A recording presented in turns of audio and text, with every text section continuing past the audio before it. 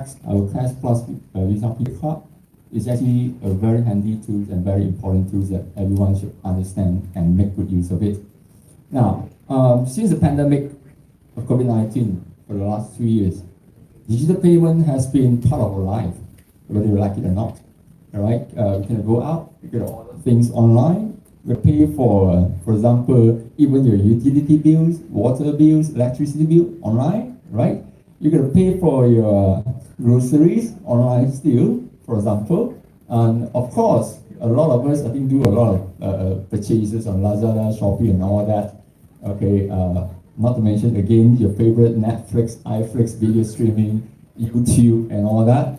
Okay, I believe most of us here has been using either a wallet, right? Either the internet banking account, the credit card to transact directly with all these service providers or merchants.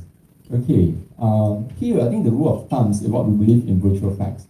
The moment you do all these transactions using your internet banking accounts, the credit cards account, directly, you are exposing your account details to all these merchants. Of course, then you're counting on all these merchants' payment gateway to safeguard information of your accounts, right? But when things go wrong, things go wrong.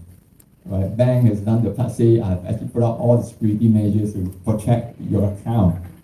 All right. So, but here I think our advice to you, or the general public, is actually you can actually protect yourself. Right? Minimize the losses, minimize the risks. Right? From all these scam or fraudulent transactions by making payment using our prepaid cards. This is actually a very simple rules of thumb. No exposure means no risk. Okay, so what we would advise you, the first thing first is actually the use of prepaid card for all your digital payments, whether it is in store, whether it is online.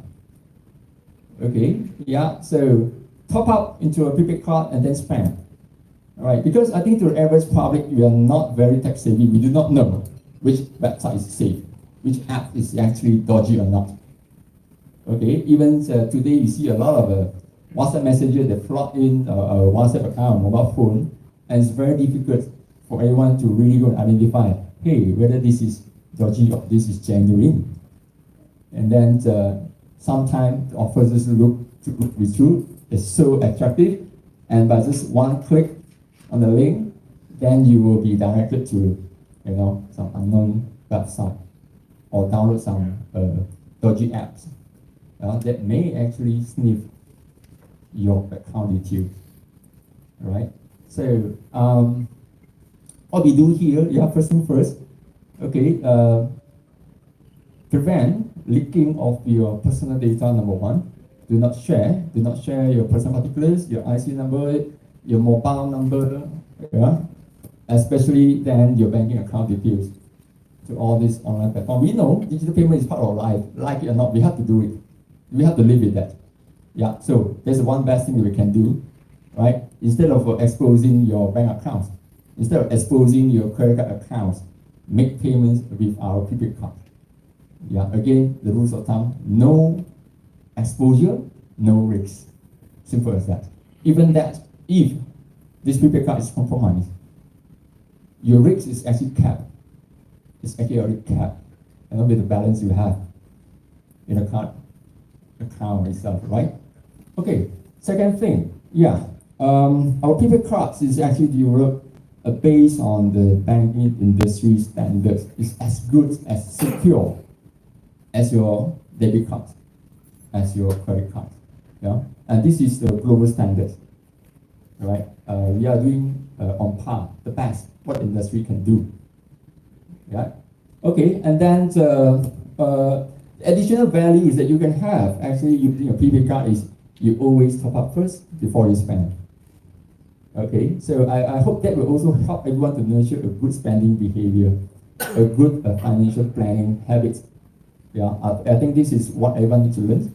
No matter you're a school student, you are working adult, or you are retiring. I think the world is moving towards financial inclusion, digital payment. Yeah, and we need to actually continue to learn, for the rest of our life. Okay. Apart from that, I think our app also provide a very secure platform for merchant to collect payment.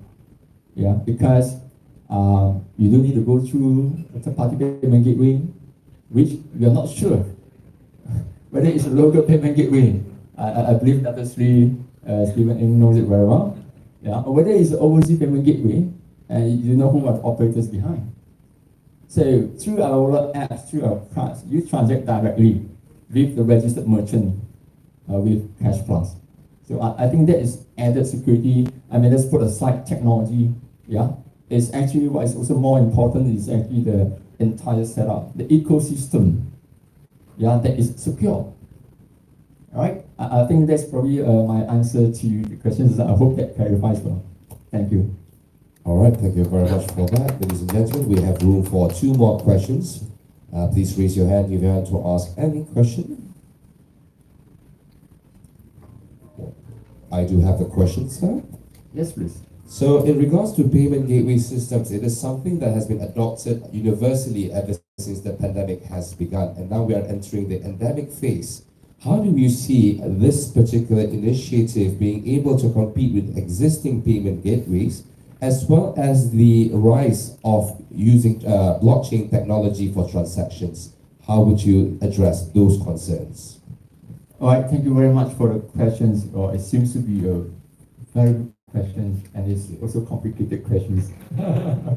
So allow me to split the question into 2 parts. The first part of it is talking about payment gateway.